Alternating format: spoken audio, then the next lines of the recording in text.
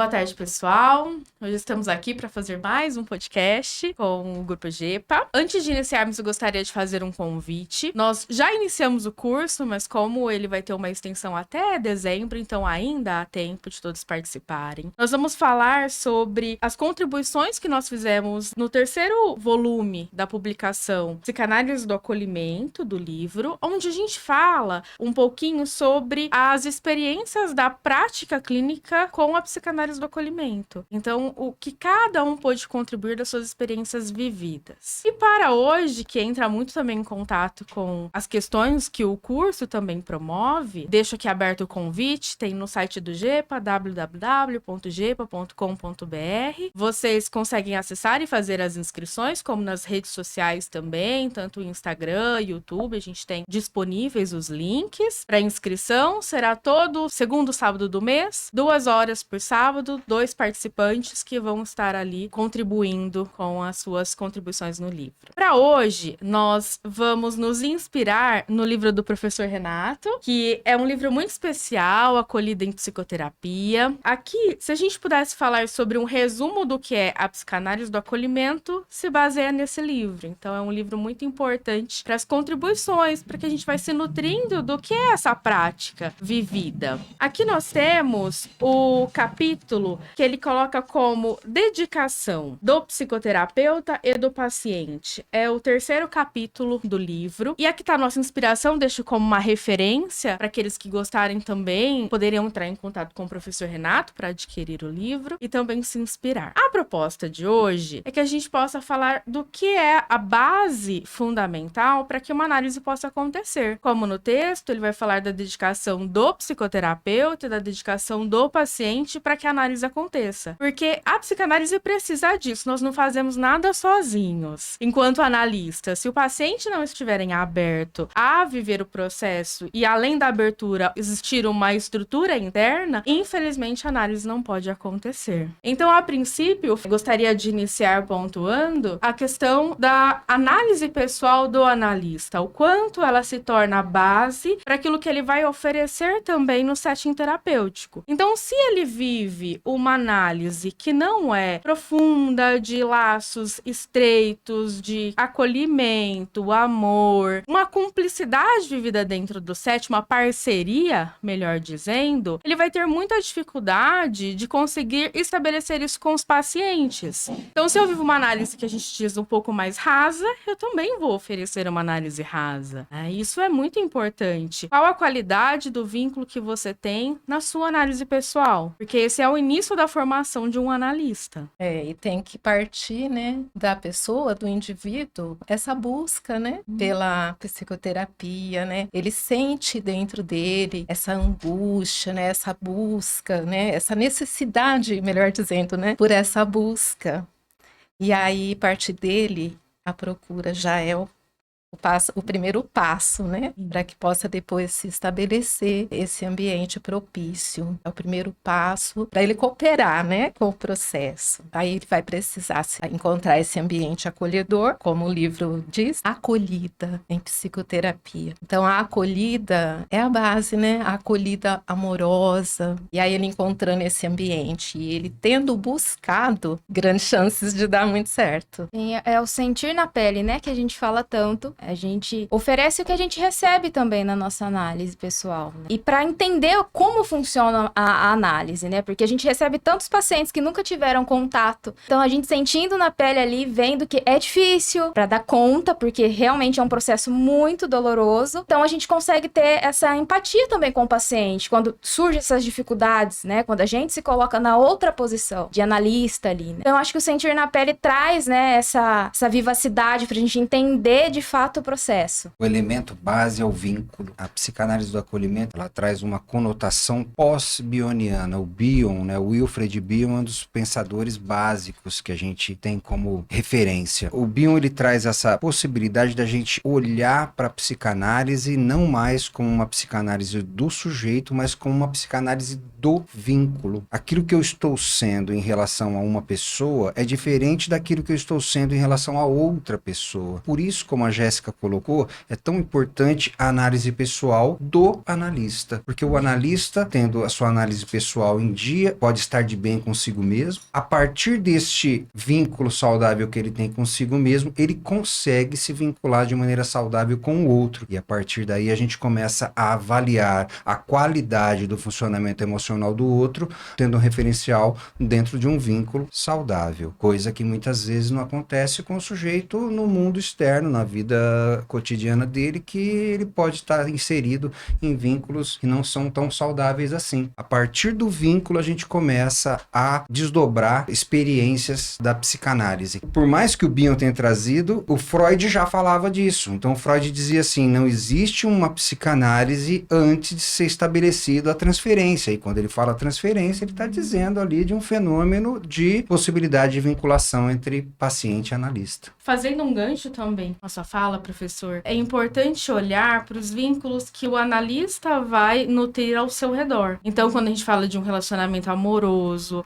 a casa onde esse analista mora, os vínculos fraternos, né, de amizade, as pessoas que ele vai nutrir ao seu redor, também vai impactar em como ele vai se reconhecer. Porque sabemos que um ambiente que é opressivo, ele acaba minando ali muitas vezes. E por mais que esse analista vá para análise a princípio, mas continua nutrindo esses vínculos, a demanda do ataque é maior do que a frequência em análise. Que pelo menos a gente vai falar de 50 minutos semanal. Pelo menos, que já é pouco, mas já é o início para que a gente possa construir muitas coisas saudáveis. E é claro que a partir de um período em que a Ana menciona sobre o insistir, né? É claro que tem dias que a gente não quer ir para análise porque é doloroso falar, é doloroso pensar. Se responsabilizar é algo que leva tempo. E quando você constrói esse vínculo e consegue manter o processo, mesmo que com as falhas, porque vai acontecer enquanto seres humanos vamos falhar muitas vezes, né? Mas quando essa análise se constrói, a gente começa a olhar então para esses vínculos ao redor e ver quem é que fica por perto, quais vínculos eu vou investir energia, até mesmo os locais que nós fazemos os atendimentos. Isso também influi. Se você está com um grupo de pessoas que não vão a favor ou na mesma sintonia, acaba minando também, parece que a própria rotatividade do lugar em conjunto. Bem importante, né, Jéssica? Isso que você falou sobre o humano. São dois humanos. Isso é muito importante de ressaltar, que não tem ninguém perfeito ali, né? São duas pessoas buscando, procurando, como a gente costuma usar, né? A palavra é uma procura diária, constante. O processo é doloroso, mas nesse ambiente é acolhedor, afetuoso, esse vínculo saudável, que muitas vezes pode até ser o único vínculo, o único modelo de vínculo saudável que essa pessoa está tendo. E daí, a partir dali, ela começa a selecionar os outros vínculos, a querer mais desse vínculo saudável, de confiança. Me faz pensar um pouquinho sobre quando a gente inicia na clínica, né? O quanto essa vivência com a nossa terapia, com o nosso terapeuta, traz essa segurança, né? No início ali, a gente não sabe muito bem como manejar, né? A gente muitas vezes sai de uma faculdade e não é explicado como fazer, né? Como colocar ali, como montar um consultório. Então, se a gente se compromete com a nossa, a gente tem mais ou menos uma noção de como a coisa flui, de como a coisa deve acontecer. Para quem tá iniciando também, o quanto auxilia, o quanto ajuda nesse princípio. A gente vive dentro da psicanálise real, de uma psicanálise saudável, o aprendizado, ele tá muito mais dentro dos modelos do que do conhecer, do saber, do âmbito teórico, mas dentro da perspectiva do modelo. Uma vez que você vive um modelo junto com o seu psicoterapeuta de um vínculo saudável, de um vínculo livre de críticas, de um vínculo livre de tentativa de seduções, de tentativa de convencimento, este modelo vai se tornando algo que se estende para além do vínculo com o analista. A questão não é que o sujeito passa a procurar vínculos assim, mas é que na realidade ele não permite mais vínculos que não sejam assim. Passa a ser um referencial, e um referencial que ele vai passar a estabelecer como um modelo fundamental para as relações dele. E esse modelo fundamental tem um elemento básico, que é respeito. Ser respeitado e respeitar o outro, porque ele vai aprender a respeitar a si mesmo e vai passar a respeitar o outro e não permitir permitir que o outro o desrespeite. Isso me faz lembrar, em um dos nossos grupos de estudos, o professor Renato trouxe como um modelo que faz sentido para mim, pensar sobre a estrutura interna do paciente para dar conta da análise, porque a dedicação vai do paciente e vai do analista. A gente está falando de acolhimento,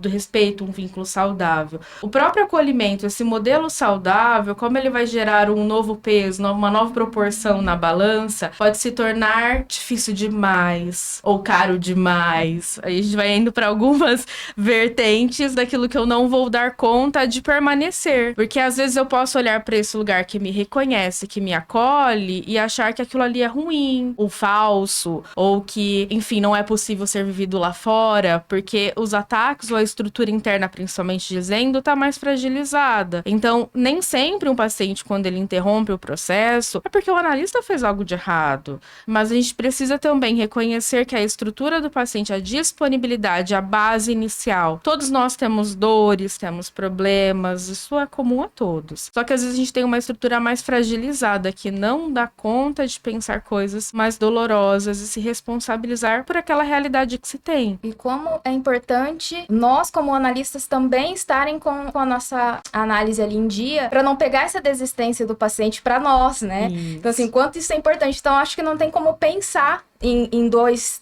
pessoas separadamente, dois sujeitos separados, né? A gente tá ali junto, tanto que a gente fala tanto pro paciente, né? Estamos aqui juntos, né? A gente tá caminhando. É mesmo bem difícil falar sobre essa divisão, né? E a partir do momento que a gente começa a enxergar a psicanálise, não tem como enxergar de outra forma. Por isso que eu acredito que se estende pra fora do setting terapêutico. A gente vai assistir um filme, vai tentar ali, né? Mesmo não querendo, às vezes a gente quer só relaxar, mas a coisa vem porque a gente vivencia aquilo, né? Então é um olhar diferente. Realmente é uma questão, né, muito importante. A pessoa dá conta e às vezes ela não está pronta naquele momento, né?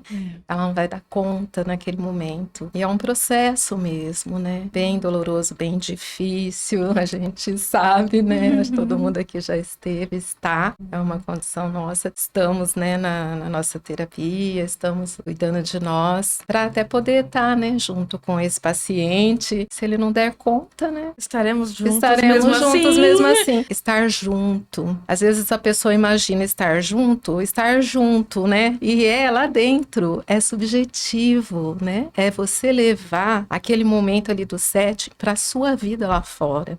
Isso é estar junto. É você resgatar alguma coisa que foi vivida ali dentro do setting terapêutico, lá num momento difícil que você está vivendo lá fora. Num outro modelo de relação que de repente não está saudável, não está respeitoso. E aí você busca lá aquela referência, né, do modelo saudável que você viveu no setting terapêutico e aquilo te ajuda ali, né, a você ir, como o Renato disse, né, a você ir buscando modelos mais saudáveis. Aquilo te incomoda, porque às vezes antes você não tinha como lidar, aí você aprende a lidar. A palavra acolhimento, ela não é uma palavra escolhida aleatoriamente. Ela foi sendo um conceito que nomeou experiências que a gente passou a viver na clínica. Ninguém escolheu essa palavra para falar psicanálise do acolhimento. Ela foi o nome adequado a se dar àquela experiência que a gente estava vivendo na clínica. E acolher vem da palavra colher. Você só pode colher aquilo que está pronto para ser colhido. A Jéssica começou o nosso bate-papo aqui com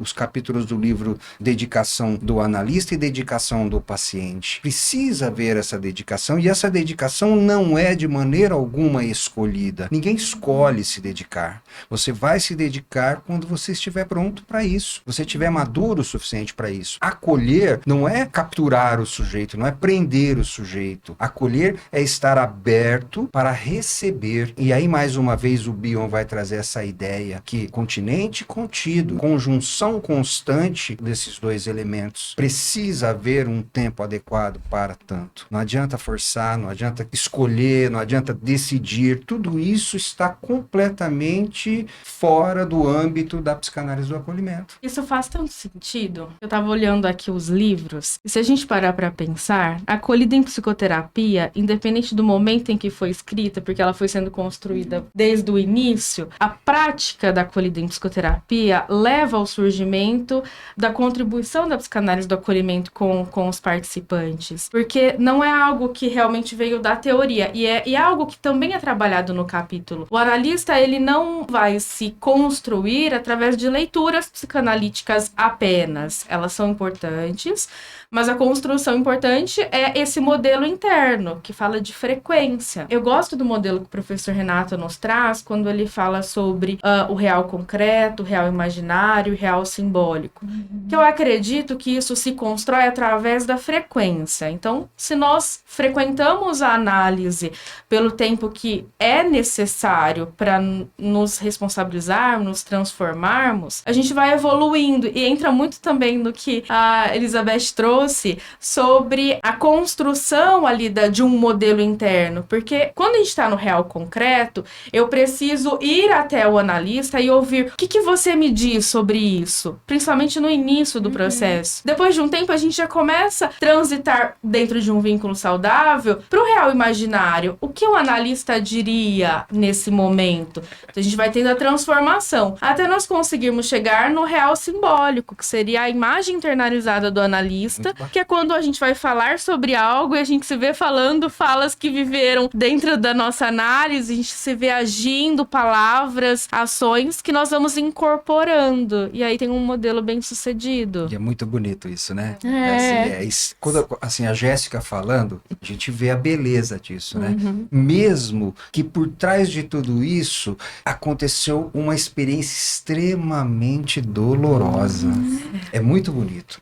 É contemplativo. Só que por trás disso, isso só pôde acontecer por conta de uma dor muito grande, de uma falta muito grande, de uma angústia, ansiedades, para que possa haver todo esse processo que é belíssimo, né? E aí entra a ideia da contemplação, né? Contemplo juntos num ambiente sagrado. É o reconhecimento da dor, que é a semântica da palavra de paciente, não é? Patos, dor, e sente, estou ciente da minha dor e por isso busco o processo, me responsabilizo dentro daquilo que eu dou conta. Essa é uma questão, se você me permitir, Claro, Jéssica, por essa é uma favor. questão muito importante. Muitas vezes a gente vê as pessoas chamando aquele que procura o psicoterapeuta de cliente. Não é um cliente, é um paciente. É o sujeito da dor. Patos é dor, é sentimento. É o sujeito que traz o sentimento, é o sujeito que traz a dor. E nós, enquanto psicoterapeutas, precisamos ter compaixão, compadecer, estar junto da dor do paciente. Quando você traz isso, me faz pensar em algo que também é importante. Hoje em dia a gente tem marketing para tudo. E a clínica, é óbvio que a gente precisa divulgar, isso que a gente está fazendo também é uma forma de divulgação interessante de reflexões, de circular a psicanálise. Às vezes as pessoas, elas entram nessa ideia de como eu vou captar clientes. E o paciente, ele não vai ser capturado, ele não vai ser captado, ele não vem dessa forma, ele vem porque ele reconheceu em si que há uma dor, ele teve a humildade de entender que ele não consegue lidar sozinho naquele momento com essa dor e vai precisar de uma parceria. E a partir daí, as coisas podem se transformar, né? A analisabilidade que a gente fala tanto, né? Me faz pensar. O professor Renato tem um trechinho, fala quando a pessoa tá aberta pro processo, uma palavra muda total ali. E quando a gente tá fechado, não adianta forçar, não tem como, a coisa não anda. Nós, como analistas, a gente vê muito isso dentro da clínica. E aí eu volto de novo batendo na tecla o quanto é importante a gente ter esse modelo interno bem preparado. E claro, ele não tão preparado, porque a gente vai se preparando, né? Sim, a gente nunca tá mas preparado de fato. estruturado, né? Isso. Sim, porque é difícil pra todo mundo. Eu gosto de falar até para meus pacientes que é só 50 minutinhos. Eu falo, não, isso vai ficar reverberando aí até na nossa próxima. Você talvez não vai estar digerido ainda o que a gente conversou sobre hoje, né? Talvez daqui meses a gente vai conseguir tocar nisso novamente. É um processo longo, né? Doloroso. Isso que a gente tem na nossa própria análise traz uma segurança e uma possibilidade. Quando a gente fala para o paciente, é possível, como o professor Renato mesmo disse, tem todo um processo doloroso por trás. Então, quando a gente fala confia, né? É porque a gente também tá sentindo na pele e a gente sabe que lá na frente a gente vai conseguir, nem que seja mínimos, né? Às vezes os pacientes trazem de, nossa, pequenas mudanças. Olha que bom bom reconhecer. E é por isso que psicanalista nasce no divã, né? Porque ali nós vamos ter essa vivência, né? Dentro de nós. É melhor do que qualquer teoria, né? A teoria, sim, ela direciona, né? Ela nos orienta, mas a vivência no divã é que vai mesmo nos capacitar, né? A estar com o nosso paciente. Sim. E precisa ser o primeiro passo, né, Beth? É o primeiro passo. Assim, o primeiro passo da formação de um psicanalista é a sua análise pessoal. Se ele não experimentou dessa análise pessoal, a sua vocação não está presente. Primeiro, eu preciso ter experimentado a clínica em mim, para depois eu perceber que isso é uma vocação. Não adianta você querer montar uma padaria se você não gosta de pães, né? E faz pensar também a importância da desconstrução, se a gente vem de modelos já fechados acadêmicos, de tempo, existem ali algumas propostas, até mesmo de algumas escolas, sobre um período que você vai estudar, ou quantidade de horas de análise, quantidade de horas de supervisão. E para nós isso não faz sentido, porque essa autorização do lugar, eu vou falar de autorização que eu acho que é mais pertinente, é durante a dupla, é a dupla estando junto, o sujeito se vê disponível a passar a escutar alguém, a receber, vai ter o suporte dessa dupla ali para supervisão em conjunto, para ter uma base de estrutura, para conseguir praticar isso. Mas não é uma coisa que é com títulos, não é uma coisa de tempo, né? Não tem um tempo mínimo para algo. E a gente vê muito disso, muito dessas cobranças ali fora sobre esse lugar estruturado ou amarrado, ou às vezes elitista também, essa psicanálise distante. Veja, o nosso curso, ele é para ser acessível, ele é extremamente rico, mas com valor simbólico de investimento mensal, porque a proposta não é se enriquecer através de, mas é se nutrir e expandir. Eu vejo o GEPA, o grupo ali, como algo que está aberto e disponível para quem estiver disponível a vivenciar. Não é sem regras. Existem regras para que a coisa aconteça, mas é acessível caso tenha disponibilidade. Consegue ver ali alguns que se escondem atrás do título da psicanálise, porque existe uma parte até glamurosa, vamos dizer assim, né, para a sociedade. E quando a gente vê o diferente ali, é que traz alívio. Isso é uma coisa interessante, né? Assim, quando você coloca embaixo do seu nome ali, psicoterapeuta, aquilo não é um título. Aquilo ali está mostrando o que você está praticando. Eu pratico a psicoterapia, logo sou um psicoterapeuta. Isso não é um título.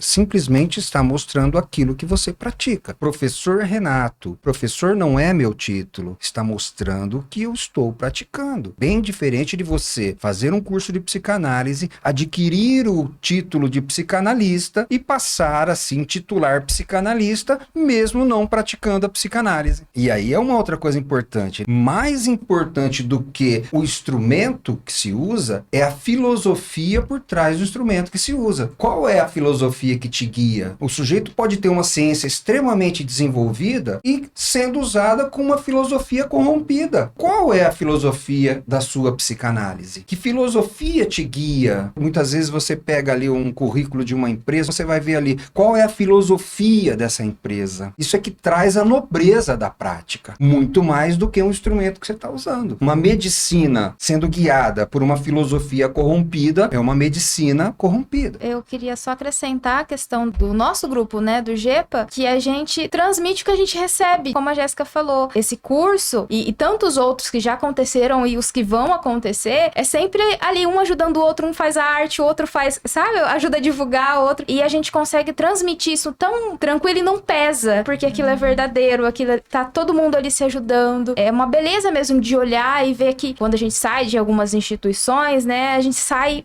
com aquela sensação de um querendo passar por cima do outro, né, daquela questão ali da competição muito forte, e se desintoxicar disso é muito difícil no início, e o GEPA abraça muito em relação a isso, porque ali tá todo mundo no mesmo, né, no mesmo degrau, e a gente vai se ajudando a cada um subir mais um degrauzinho. A questão da competitividade. Esta palavra, a gente aprende desde pequenininho na escola, usar isso como algo extremamente importante na nossa vida. Nós precisamos ser competitivos, nós precisamos nos destacar. O outro precisa estar para trás de mim para que eu possa me destacar. Então, nós, desde pequenos na escola, aprendemos a competir e não cooperar. Existe um espaço muito pequeno para aprender a cooperar com o outro e existe um espaço muito grande para aprender a competir com o outro.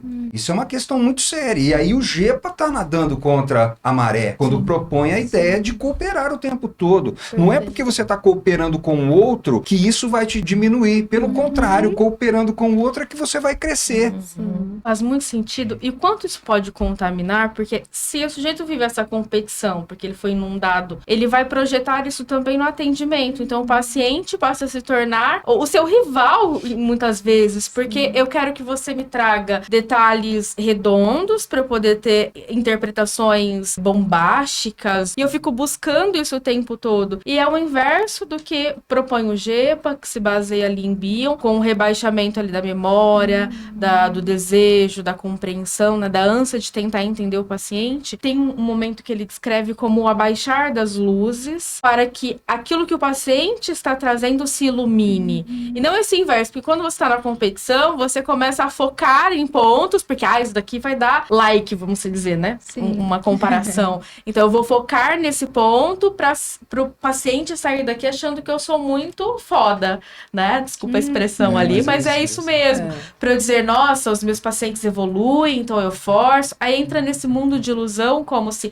a quantidade de pacientes que você tem, o valor que você cobra da sua sessão, ou qualquer que seja outro detalhe, te faz mais importante, ou te faz estar nessa ideia de estar na frente do outro. Essa é uma questão muito séria, porque Sim. assim, olha, o sujeito que tem a capacidade de ser humilde o suficiente, enquanto psicanalista, ele vai perceber e precisa reconhecer que a maior parte do que faz uma análise bem-sucedida é a dedicação do paciente. Um paciente aberto é aquele que traz a possibilidade de uma análise bem-sucedida. Não adianta o analista estar extremamente preparado e o paciente não estar aberto. Existe uma tendência contemporânea dentro do mundo psi, por assim dizer, de imediatismo, de busca por soluções, de busca por resultados. Isso não só dentro do mundo psi, mas como um todo. Todo mundo está querendo resultado, todo mundo está querendo resolver problemas, todo mundo está querendo se sentir satisfeito. E isso é um sintoma de uma sociedade doente, uma sociedade intolerante de desconfortos,